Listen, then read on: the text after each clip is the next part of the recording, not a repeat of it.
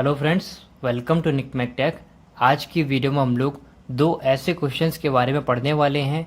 अगर आपने ये दो क्वेश्चंस अच्छी तरीके से समझ लिए, इसके कॉन्सेप्ट को अच्छी तरीके से समझ लिया कि किस तरीके से हम लोग ऐसे क्वेश्चंस को अटेम्प्ट करते हैं और करते हैं, तो आपके मशीन डिज़ाइन जैसे सब्जेक्ट में 10 नंबर कहीं नहीं गए। 10 नंबर आप इजीली ला सकते हो। तो वीडियो स्टार्ट करने से पहले मैं आपको रिकमेंड करूँगा, मैंने अपनी लास्ट वीडियो में आपको सिलेंडर की डिज़ाइन किस तरीके से करते हैं, क्या उसका प्रोसीजर होता है और कौन कौन से फॉर्मूले हम लोग यूज़ करते हैं, वो मैंने आपको समझाया था। साथ ही मैंने उसका आपको एक न्यूमेरिकल भी बताया था, और वो न्यूमेरिकल आपके लिए बहुत ज़्यादा इम्पोर्टेंट है और आज का न्यूमेरिकल बहुत ज़्यादा इम्पोर्टेंट है। ये दोनों वीडियो मिलाकर आपके 10 नंबर पक्के हो जाएंगे। ठीक है, तो अगर आप वो वीडियो देखना चाहते हो तो उसकी लिंक मैंने ऊपर आई बटन में डाल दी है, आप वहाँ जाकर देख सकते हो। तो आइए दोस्तों, हम लोग सबसे पहले स्टार्ट करते हैं अपना फर्स्ट क्वेश्चन। तो देखिए दोस्तों, हमारे पास जो फर्स्ट क्वेश्चन है वो क्या क्या है। The bore of a cylinder of 4 stroke diesel engine. हमको एक 4 स्ट्रोक डीजल इंजन दे रखा है, उसका बोर दे रखा है यानी कि कैपिटल डी दे रखा है, कितना 150 mm। The maximum gas pressure inside the cylinder is limited to 3.5 mega pascal. तो हमको पी मैक्स दे रखा है 3.5, और क्या दे रखा है, cylinder head is made of grey cast iron. देखो, ग्रे कास्ट आयरन का हमारा सिलेंडर हेड बना हुआ है, जिसकी वैल्यू इन्होंने क्या दे रखी है, सिग्मा म्यू टी बराबर 200 न्यूटन पर मीटर स्क्वायर, ये वैल्यू दे रखी है। और यहाँ पर दोस्तों आपको फैक्टर ऑफ सेफ्टी भी दे रखा है 5। हमसे पूछा गया है डिटरमाइन द थिकनेस। देखो, पहली चीज़ तो ये पूछी गई है, the thickness of a cylinder head. Cylinder head की थिकनेस क्या है ये हमको बताना है। और stud is made up of FE3 250, ये स्टड की वैल्यू दे रखी है और स्टड की फैक्टर ऑफ सेफ्टी दे रखी है। एक तो आपको देखो ग्रे कास्ट आयरन की दे रखी है और एक स्टील की दे रखी है, दोनों की अलग अलग दे रखी है, आपको कंफ्यूज नहीं होना है। हमसे पूछा गया है सिलेंडर के हेड के बारे में, थिकनेस के बारे में पूछा गया है, और नंबर ऑफ स्टड पूछे गए हैं, और नॉमिनल डायमीटर ऑफ स्टड पूछा गया है, और पिच ऑफ स्टड। बेसिकली हमसे स्टड के ऊपर क्वेश्चन आया हुआ है। ठीक है, तो देखो कल मैंने आपको कहाँ पर एंड किया था मैं आपको बताता हूँ।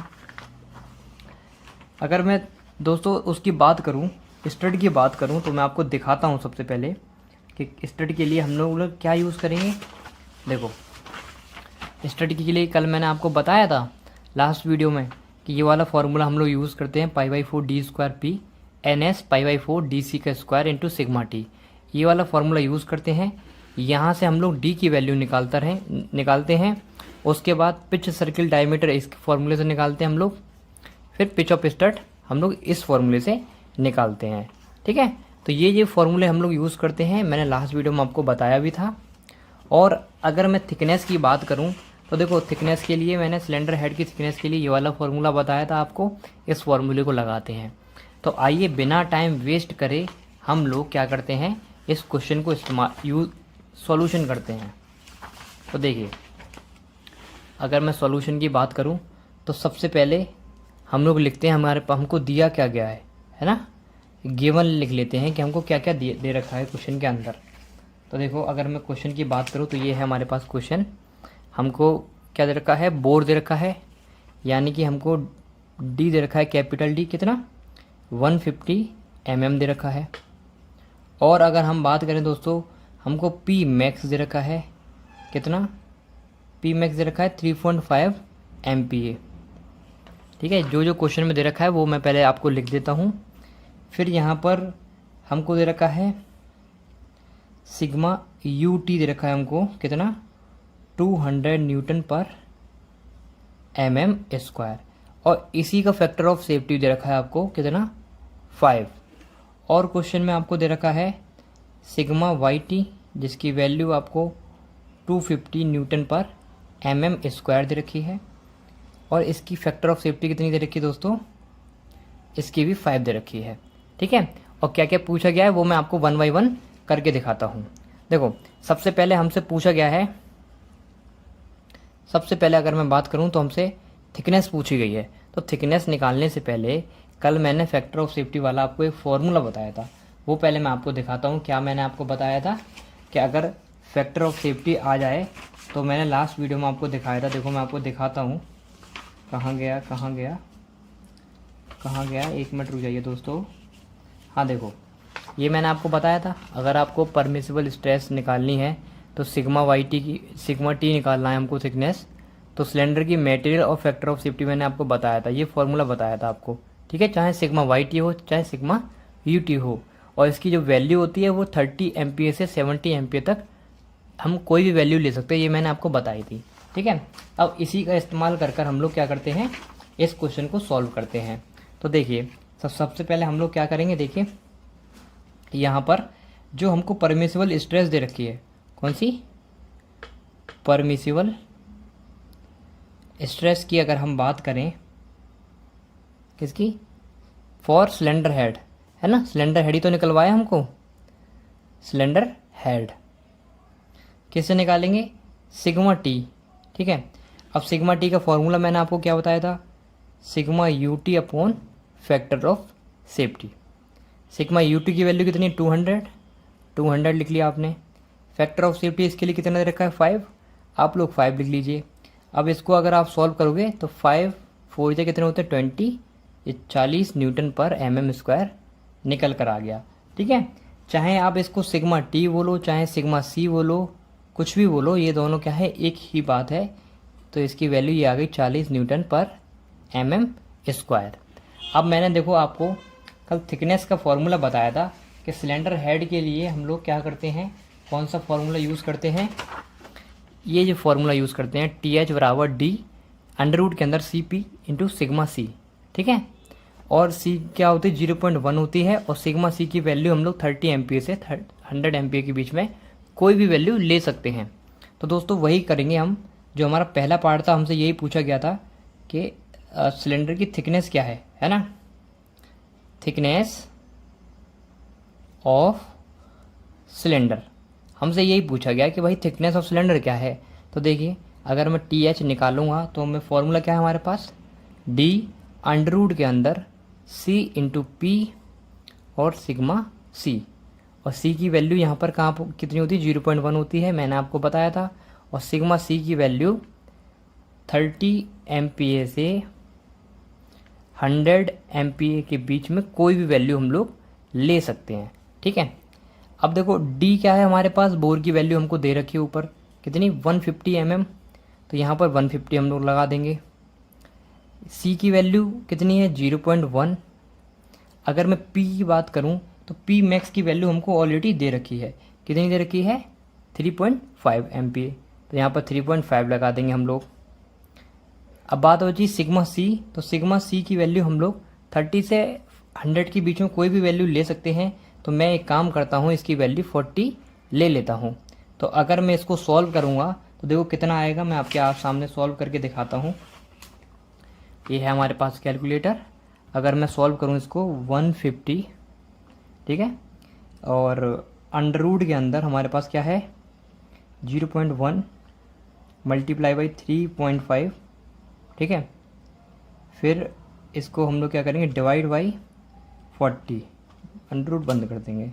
तो लगभग हमारे पास कितनी वैल्यू आई दोस्तों, 14.03 वैल्यू आई, लगभग अप्रॉक्स, है ना।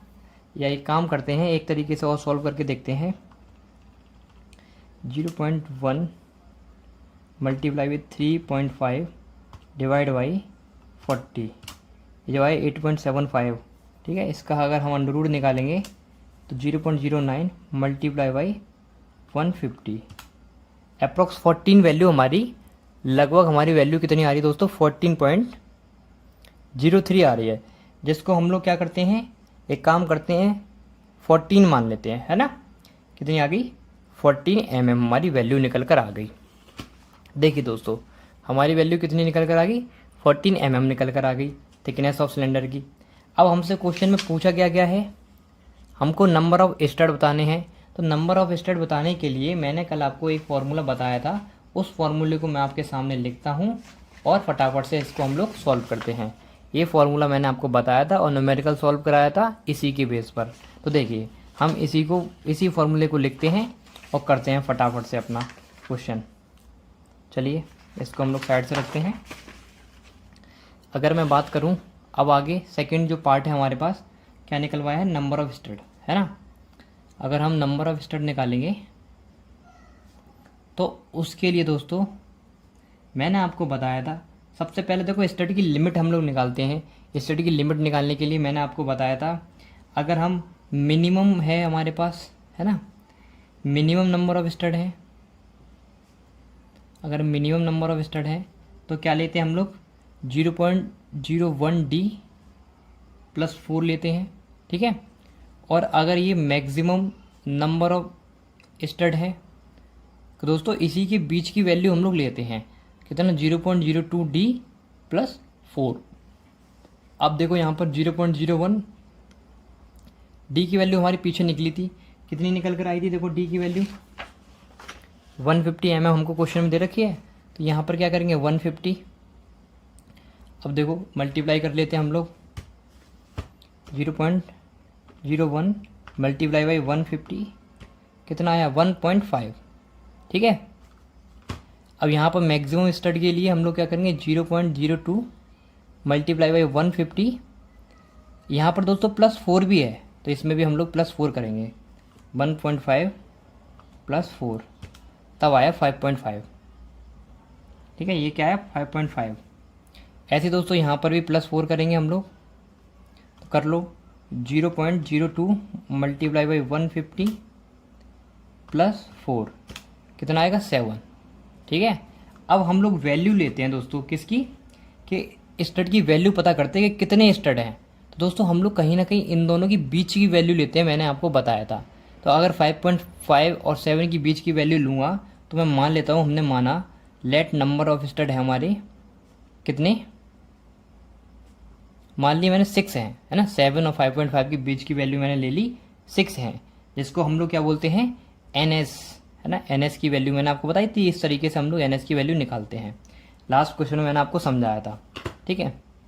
अब आइए अब हम लोग क्या करते हैं, इस फॉर्मूले का यूज़ करते हैं अपना, कौन कहाँ गया π/4 D²P, है ना। इस फॉर्मूले को डायरेक्ट लिखो आप, ये मैंने पहले ही बता दिया क्योंकि मैंने लास्ट क्वेश्चन में साइड से बताया था तो आपको थोड़ा कम समझ आया होगा।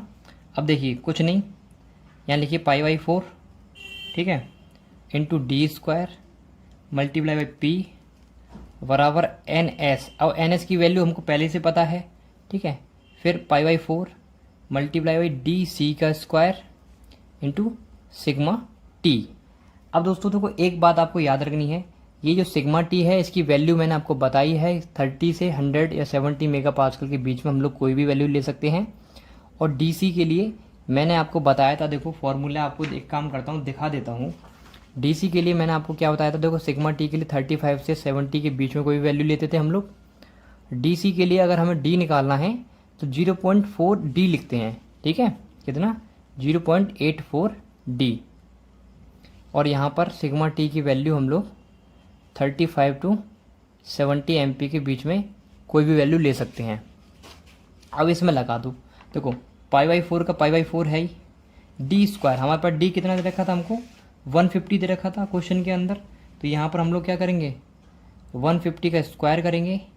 P की बात करूँ तो P मैक्स था, P मैक्स हमको कितना दे रखा था 3.5 दे रखा था, ठीक है। NS हमने निकाल ही लिया 6। DC की जगह हम लोग क्या लिख सकते हैं दोस्तों 0.84 D का होल स्क्वायर, ये हमको दे रखा है, ठीक है। और सिग्मा T की वैल्यू हम लोग 35 से 70 के बीच में कोई भी ले सकते हैं। मैं एक काम करता हूँ, इसकी वैल्यू अप्रोक्स 50 ले लेता हूँ मान लो, ठीक है। अब मैं इसको सॉल्व करता हूँ, यहाँ से D निकालना है हमको, तो देखो π/4 से π/4 हमको लोग कैंसिल आउट कर सकते हैं। और यहाँ पर अगर मैं D की वैल्यू निकालूंगा तो एक काम करता हूँ, ये 50 और 6 इसको नीचे ले आता हूँ, है ना। तो देखो 150 का स्क्वायर, एक काम करता हूँ मैं इसको सॉल्व कर लेता हूँ थोड़ा सा। देखो 150 है ना, अगर मैं इसका स्क्वायर करूँगा दोस्तों कितना आएगा ये, और इसमें मल्टीप्लाई करूँगा मैं 3.5 का, तो हमारे पास कितना आया 78750, इसकी वैल्यू आ गई। अब 6 और 50 को क्या करता हूँ इसके नीचे ले आता हूँ, देखो 6 मल्टीप्लाई बाई 50 कितना आ जाएगा 300, ये इसके नीचे आ गया। यहाँ से ये जो वैल्यू दोस्तों ये यहीं पे रहने देते हैं अभी हम लोग, है ना। डी का ये स्क्वायर, पूरा डी का स्क्वायर है। अब हम लोग यहाँ पर निकालेंगे दोस्तों, तो देखो किस तरीके से निकालेंगे उसको समझिए। अगर मैं यहाँ से डी को कैलकुलेट करूँगा तो डी हमारे पास कितना निकल कर आएगा। तो देखिए कुछ नहीं करना आपको, ये पूरे का स्क्वायर है ना, तो 0.84 का स्क्वायर और डी का स्क्वायर, इस तरीके से हम लोग लिखेंगे। तो यहाँ पर अगर मैं निकालूंगा तो देखिए एक काम करता हूँ, इसको भी खोल कर लिख लेता हूँ। ये होगी आपकी 0.84 है ना, मल्टीप्लाई बाई 0.84, ये आपका हो गया कितना 0.7056 डी स्क्वायर। ठीक है, अब और यहाँ पर ये आपका ये निकल कर आ गया, और ये आपके पास ये सेम है 78750 अपॉन 300। अब एक काम करो, इन दोनों का इसको नीचे ले आओ यहाँ पर, ठीक है, और डिवाइड कर दो। तो यहाँ पर देखो कर लो 0.7056 मल्टीप्लाई बाई 300। ठीक है, हमारे पास कितना निकल कर आएगा, ये 78750 अपॉन 300। देखो ये थोड़ी कैलकुलेशन मैं बड़ी करके दिखा रहा हूँ, तो कोई बात नहीं, आप लोग समझ जाओ। ऐसा है ना, कैलकुलेटर चलाना आना चाहिए। मैं आपको थोड़ा बड़ा करके दिखा रहा हूँ ताकि आपको समझ आ जाए पूरा कि किस तरीके से हम लोग करते हैं। अब इसका आप लोग डिवाइड करोगे तो डी की वैल्यू निकल आएगी। देखो 78750 डिवाइडेड बाई 211.68। तो हमारे पास आंसर कुछ इस तरीके से ये आंसर निकल कर आया। अब इसका हम लोग क्या कर देंगे, रूट कर देंगे, तो 19 कुछ वैल्यू निकल कर आएगी डी की। कितनी वैल्यू निकल कर आएगी दोस्तों, अप्रॉक्स हमारी डी की वैल्यू आएगी दोस्तों 19.28। इसको हम क्या कर लेते हैं, डी की वैल्यू 20 मान लेते हैं, है ना। मान लिया हमने कि भाई 20 के बराबर है। तो दोस्तों देखो इतनी सिंपल कैलकुलेशन आप कर सकते हो। चाहो तो डायरेक्ट भी डी की वैल्यू निकाल सकते थे अपने कैलकुलेटर में सॉल्व करके, मैंने आपको और सॉल्व करके दिखा दिया है। ठीक है, यहाँ से हमको वैल्यू निकल कर आ गई। अब हमसे देखो क्वेश्चन में पूछा क्या गया था, अब हमसे पूछा है कि डायमीटर ऑफ स्टड कितने हैं और पिच ऑफ स्टड क्या है। तो देखो मैंने कल आपको फॉर्मूला बताया था कि पिच सर्किल डायमीटर निकालने के लिए हम लोग क्या करते हैं, d + 3d करते हैं। तो देखो यहीं पर हमसे थर्ड कोई पार्ट क्या पूछा गया है, पिच सर्किल डायामीटर, ये हमसे क्वेश्चन पूछा गया है। तो इसके लिए हम लोग क्या करते हैं, d + 3d करते हैं। अब देखो d कितना है हमारे पास 150 था, आपको क्वेश्चन में ऑलरेडी दे रखा था d की वैल्यू 150। ठीक है, 3 और d की वैल्यू ये आपकी 20 निकल कर आ गई, यहाँ पर 20 कर दो। यहाँ पर अगर आप निकालोगे पिच सर्किल डाया तो कितना निकलेगा, 3 2 6 150, 3 2 6 60। तो कितना आ गया देखो, 0 का 0 और 6 और 5 11 और ये 210। अप्रॉक्स कितना निकल कर आ गया आपको, 210 मीटर। ये पिच सर्किल डाया निकल कर आ गया दोस्तों। तो अगर मैं और बात करूं तो यहाँ पर हमको पिच ऑफ स्टड भी पूछा गया था। तो पिच ऑफ स्टड के लिए कौन सा फॉर्मूला था, pi D P upon N S. निकाल दो, देखो यहाँ पर पिच ऑफ स्टड। देखो ये फॉर्मूले आपको याद करने पड़ेंगे। ठीक है, और कल मैंने आपको समझाया था, बहुत इजी तरीके से मैंने सॉल्व करके आपको दिखाया था डेरिवेशन इसका थोड़ा बहुत, है ना। तो देखो पाई डी पी, अब देखो इसमें एक चीज़ आपको याद रखनी है, पाई डी पी। अब देखो पाई की वैल्यू तो पाई है हमारे पास, और डी पी कितना है हमारे पास, ये निकल कर आया, यही तो है डी पी भैया, यही तो डी पी है दोस्तों, कि पिच सर्किल डायमीटर यही तो है हमारा। तो पाई डी पी की वैल्यू कितनी है 210। एन एस हमने ऊपर निकाला था, एन एस की वैल्यू हमने ऊपर 6 मानी, 6 निकली थी हमारी, तो यहाँ पर 6 ले लो। अगर मैं इसको कैलकुलेट करूँगा, देखो अगर मैं इसको कैलकुलेट करूँगा, यहाँ पर शिफ्ट लगाया, शिफ्ट लगा के, अरे कहाँ गया, पाई की value multiply by 210 divided by 6, कितना आएगा 109। कितना है लगभग अप्रोक्स दोस्तों आपका 109.9 mm। ठीक है, ये हमारी वैल्यू निकल कर आ गई पिच ऑफ स्टड की। अब इसमें एक चीज़ और मैंने आपको बताई थी, अगर हम मिनिमम पिच निकालते हैं तो 19 × √d कर देते हैं। मैक्सिमम पिच की बात करें तो 28.5 √, के अंदर d, ये हम लोग करते हैं। तो वही चीज़ यहाँ पर कर लो आप लोग, कुछ नहीं। मिनिमम पिच की बात करें हम लोग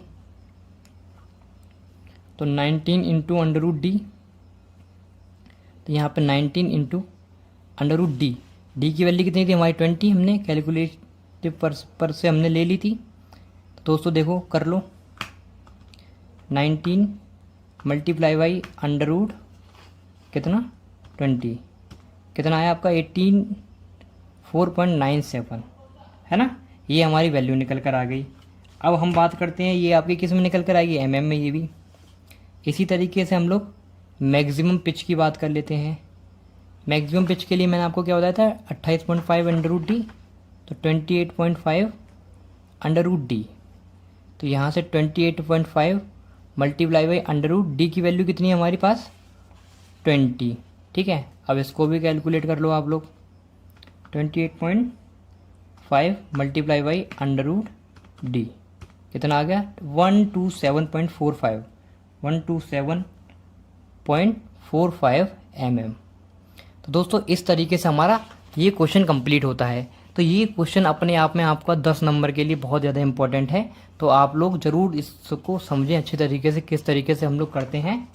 अब हम लोग क्या करते हैं, नेक्स्ट क्वेश्चन की तरफ बढ़ते हैं जो कि आपके लिए भी बहुत ज़्यादा इंपॉर्टेंट है। तो देखिए हमारे पास जो अगला क्वेश्चन है दोस्तों वो क्या है, the cylinder of 4 stroke diesel engine. हमको देखो इसमें भी 4 स्ट्रोक डीजल इंजन दे रखा है और इसमें सिलेंडर का बोर दे रखा है, यानी कि देखो हमको यहाँ पे डी दे रखा है, मैक्सिमम प्रेशर दे रखा है हमको, है ना, पी मैक्स दे रखा है दोस्तों हमको कितना 3.5 MPa। फिर देखो ये दे रखा है, यहाँ कंफ्यूज नहीं होना, ये सिलेंडर का मटेरियल है तो इसका मतलब सिग्मा की वैल्यू दे रखी है ना, किसकी, सिग्मा U2 की वैल्यू दे रखी है ये 200, ये 200 हो गई। फिर फैक्टर ऑफ सेफ्टी हमको 6 दे रखा है, पॉइजन्स रेशियो दे रखा है 0.25 है ना, और हमसे पूछा क्या गया है thickness of a cylinder wall की थिकनेस क्या होती है, और हमको सर्कमफेरेंस स्ट्रेस बतानी है, तो ये पूछा गया है। तो सबसे पहले मैंने आपको यही बताया था कि थिकनेस ऑफ सिलेंडर वेल हम किस तरीके से निकालते हैं। तो देखो दोस्तों मैं आपको इसका फॉर्मूला दिखाता हूँ जो मैंने कल आपको बताया था, जब मैंने डेरिवेशन इसका कराया था आपको कि भाई डिज़ाइन किस तरीके से हम लोग करते हैं सिलेंडर की, तब मैंने आपको बताया था कि थिकनेस ऑफ सिलेंडर वॉल हम लोग निकालते हैं। तो यहाँ पर सिग्मा पर स्ट्रेस की वैल्यू हम निकालते हैं, तो ये लेते हैं P D square upon D naught का स्क्वायर माइनस डी स्क्वायर, ठीक है। और अगर हम आगे बात करें क्या लेते हैं इसमें, देखो मैं आपको दिखाता हूँ, 1 मिनट लिखिए, ये कल हमने सॉल्व किया था, 1 मिनट दोस्तों, कहाँ गया, हाँ जी देखो ये है हमारे पास, ठीक है। अब यहाँ पर आप लोग देख पा रहे हो ये है हमारे पास सिग्मा टी, सिग्मा सी निकालनी हो तो हम ये फॉर्मूला लगाते हैं, ठीक है। तो थिकनेस निकालने के लिए, थिकनेस ऑफ सिलेंडर वॉल के लिए ये मेन फॉर्मूला हम लोग लगाते हैं। तो आइए अब हम क्या करते हैं, इस क्वेश्चन को सॉल्व करते हैं, और किस तरीके से हम लोग सॉल्व करेंगे वो आप देखिए, ठीक है। तो सबसे पहले वही चीज़ कि आपको क्या करना है, जो भी दे रखा है क्वेश्चन में उसको लिख लो। चलो इसको हटाओ फटाफट से यहाँ से, और हम लोग क्या करते हैं जो क्वेश्चन में हमको दे रखा है, हमारे पास क्या है 3rd क्वेश्चन है हमारे पास ये। अब देखो क्वेश्चन में हमको क्या क्या दे रखा है वो वैल्यू लिख लो सबसे पहले।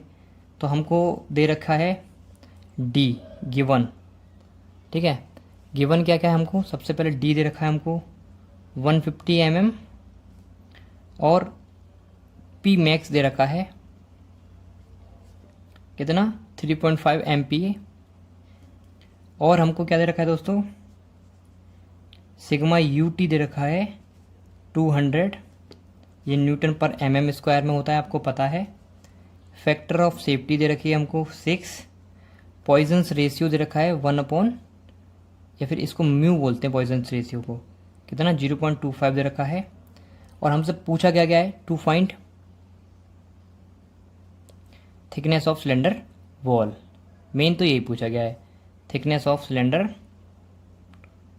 वॉल। अब इसको किस तरीके से निकालेंगे, तो देखो सबसे पहले आपको पता है हम लोग क्या करते हैं, परमिसिबल स्ट्रेस निकालते हैं, परमिसिबल स्ट्रेस है ना, या फिर परमिसिबल टेंसाइल स्ट्रेस इसको बोल सकते हो आप लोग। ये कैसे दी जाती है, सिग्मा टी, आपको पता है sigma UT upon factor of safety, अभी हमने पिछला क्वेश्चन किया था उसमें भी ऐसा किया था हम लोग, ठीक है। तो सिग्मा UT की वैल्यू हमको 200 दे रखी है तो 200 लिख ली, फैक्टर ऑफ सेफ्टी 6 रखा है हमने 6 लिख लिया। अब यहाँ पे आप डिवाइड करोगे तो कितना निकल कर आएगा, 200 डिवाइडेड बाई 6 कितना 33 आ गया अप्रोक्स, 33.33 न्यूटन पर mm स्क्वायर। हम इसको सॉल्व करने के पर्पज़ से सिग्मा टी की वैल्यू हम इसको कितना ले लेते हैं, 40 मान लेते हैं, ठीक है, सॉल्व करने के पर्पज़ से। चलो हमने 40 मान ली लगभग, अब 40 नहीं 34 भी ले सकते हो, कुछ भी ले सकते हो, है ना। मैंने थोड़ी कैलकुलेशन ईजी हो जाए इसीलिए इसको 40 मान लिया। अब हम लोग क्या करते हैं, आगे बढ़ते हैं। अब देखो आपको पता है हम किस तरीके से कौन सा फॉर्मूला लगाएंगे। देखो मैं आपको दिखाता हूँ दोबारा से, अभी मैंने आपको दिखाया था जो फॉर्मूला हम लोग लगाते हैं, कहाँ गया। देखो थोड़ा सा ये खो जाता है ना, बहुत सारे खो हो जाता है, चलो पता नहीं कहाँ गया। चलो मैं आपको लिख के दिखा देता हूँ। अगर हम थिकनेस ऑफ सिलेंडर वॉल की अगर हम निकालते हैं, क्या निकालते हैं दोस्तों, थिकनेस ऑफ सिलेंडर वॉल की अगर हम लोग थिकनेस निकालते हैं तो हम फॉर्मूला लगाते थे T बराबर P max D upon 2 sigma C plus C, ठीक है। और सिग्मा टी जो है सिग्मा सी भी के बराबर होता है, ये आपको पता है, इसको भी हम लोग इतना ही लिख सकते हैं, ये कोई दिक्कत वाली बात नहीं है, ठीक है। अब यहाँ पर लगा दो, देखो पी मैक्स हमको दे रखा है ऑलरेडी कितना 3.5 दे रखा है हमको ऊपर, डी भी हमको दे रखा है कितना 150, है ना, तो 150 हमने यहाँ लिख लिया। 2 सिग्मा सी की वैल्यू हमारे पास आ गई 40, और ये हमारे पास क्या कांस्टेंट है, ये सी कांस्टेंट है। अब इस सी को हम लोग क्या लिख सकते हैं, मान लो 4 मान लेते हैं, है ना। अब ये 4 कहाँ से आता है, तो दोस्तों देखिए जब मैंने आपको मशीन की डिज़ाइन बताई थी तब मैंने आपको समझाया था इंपॉर्टेंट वैल्यूज़। अगर हमको बोर की वैल्यू 75 दे रखी है तो हमको सी की वैल्यू 1.5 लेंगे जो हम कांस्टेंट मानते हैं। तो अभी फ़िलहाल इस क्वेश्चन में हमको 150 दे रखी है बोर की वैल्यू, है ना, तो हम लोग क्या ले रहे हैं 4 लेंगे सी की वैल्यू। तो ये मैंने कुछ वैल्यू आपको डिजाइन करते समय बताई थी। तो दोस्तों इसीलिए यहाँ पर जो सी है इसकी वैल्यू मैं क्या ले रहा हूँ 4 ले रहा हूँ, ठीक है। अब हमें कुछ नहीं करना है, इसको कैलकुलेट करना है, तो आइए हम लोग कैलकुलेट करते हैं। देखिए कितना 3.5 multiply by 150 divided by 2 multiply by 40 कितना आया, ये इतना आ गया। इसमें हम लोग क्या करेंगे 4 को ऐड कर देंगे तो हमारा कितना आ जाएगा, इतना हमारे पास आंसर आ जाएगा, ठीक है। तो लगभग दोस्तों हमारे पास जो आंसर आएगा निकल कर वो कितना निकल कर आ रहा है, अप्रोक्स 10 के आसपास 10.56 के आसपास आंसर निकल कर आ रहा है, ठीक है। कितना 10.56, इसको हम लोग क्या करते हैं 12 mm मान लेते हैं, ठीक है, कैलकुलेशन पर्पस के लिए। अब हम लोग क्या करेंगे सर्कमफेरेंस स्ट्रेस निकालेंगे। तो देखिए सर्कमफेरेंशियल स्ट्रेस निकालेंगे, जो कि मैंने आपको बताया था सिग्मा सी किस तरीके से निकालते हैं, P max D upon 2t, है ना, ये मैंने आपको बताया था।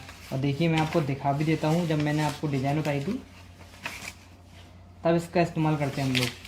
तो देखिए दोस्तों अभी मैं आपको दिखाता हूँ, कहाँ गया, हाँ देखो ये नहीं था, हाँ देखो हुप स्ट्रेस या फिर आप सर्कमफेरेंशियल स्ट्रेस बोल सकते हो, PD अपॉन 2t बताया था मैंने, तो यही PD अपॉन 2t है। अब इसको यहाँ पर देखो आपको क्या करना है, वैल्यू पुट कर देनी है।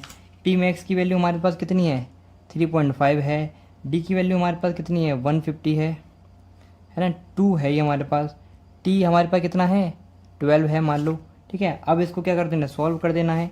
तो आइए हम लोग सॉल्व कर लेते हैं। 3.5 multiply by 150 divided by 2 into 12 हमारे पास कितना आ गया, एक मिनट कहीं ना कहीं हम लोग गलती करते हैं। वो 3 एक काम करता हूँ ब्रैकेट में करता हूँ इस बार, 3.5 मल्टीप्लाई बाई 150, ठीक है, ब्रैकेट 1 डिवाइडेड बाई 21 पॉइंट कितना आया दोस्तों 21.87 आया। ये हमारे पास कितना आ गया न्यूटन पर mm स्क्वायर में सिग्मा सी की वैल्यू निकल कर आ गई।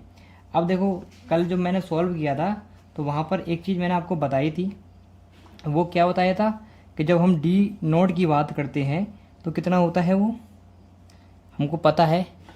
देखो हम ऑलरेडी जानते हैं दोस्तों, वी नो डैट, हम लोग जानते हैं, क्या जानते हैं, जो डी नोड होता है क्या होता है, डी प्लस 2t। ये मैंने आपको बताया था कल। तो डी की वैल्यू कितनी है हमारे पास 150, आपको पता है, ठीक है, प्लस 2, और टी की वैल्यू कितनी है 12। तो अगर आप इसको करोगे कैलकुलेट तो कितना निकल कर आ जाएगा हमारे पास 174 mm, ठीक है। 12 टू 24 और 24, और अगर आप 70 को 150 को ऐड करेंगे तो आपका इतना निकल कर आ जाएगा। अब हमसे क्वेश्चन पूछा था लॉन्गिट्यूडनल स्ट्रेस और नेट सर्कम्फेरेंस स्ट्रेस के बारे में। तो दोस्तों देखो, लॉन्गिट्यूडनल स्ट्रेस अगर हम निकालते तो हम लोग ये वाला फार्मूला लगाते थे। तो सिंपल यही वाला फार्मूला हमको लगाना है और अपनी कैलकुलेशन कर लेनी है। तो देखिए यहाँ पर मैं आपको करके दिखाता हूँ। देखो आप बार बार इसकी प्रैक्टिस करोगे ना तभी आप सॉल्व कर पाओगे, वरना आप लोग भूल जाओगे, ठीक है। तो यहाँ पर अब हम क्या निकालेंगे, लॉन्गिट्यूडिनल स्ट्रेस। तो देखो लॉन्गिट्यूडिनल स्ट्रेस का फॉर्मूला होता है जो मैंने अभी आपको दिखाया था। क्या फॉर्मूला होता है कि P D square upon D not का स्क्वायर अपॉन डी स्क्वायर, ये होता है।